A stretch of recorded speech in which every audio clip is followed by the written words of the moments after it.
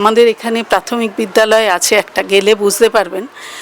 Mid day meal দেয় ঠিকই, সেই মিড ডে মিলটা কী সেটা গেলে আপনি বুঝতে পারবেন যে আগে আমরা শুনতাম সয়াবিন, ডিম এইসব দেওয়া হতো, এখন তার খুবই পরিমাণ কমে গেছে।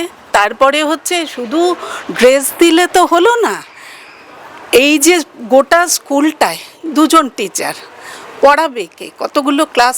আমরাও মানে প্রাথমিক বিদ্যালয় থেকে পড়াশুনো করেছি, 1 থেকে 4 অবধি আমরা পড়াশুনো করেছি এইরকম সরকারি স্কুলেই। তখন মূল কারণ কি আপনার কি?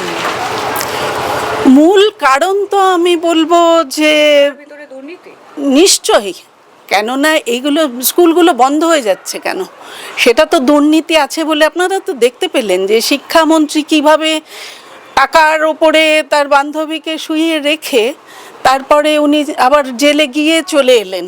তো এটা যদি কড়া ব্যবস্থা নিতেন এর বিরুদ্ধে, তাহলে তো নিশ্চয়ই এগুলো হতো।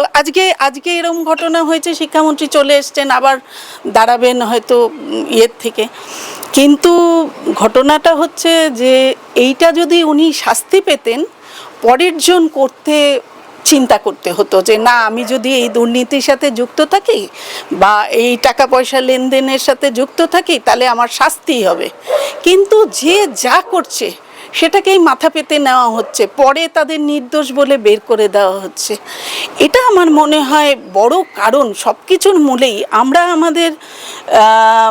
দেখছি যে আমাদের সরকার যে চলছে সেখানে আমরা জানি যে আমাদের হয়তো এই যদি উনি ব্যবস্থা নিতেন সর্বক্ষেত্রে, সেটা হয়তো এই জায়গায় পৌঁছতো না আর কি, সেটা নিতে পারতেন।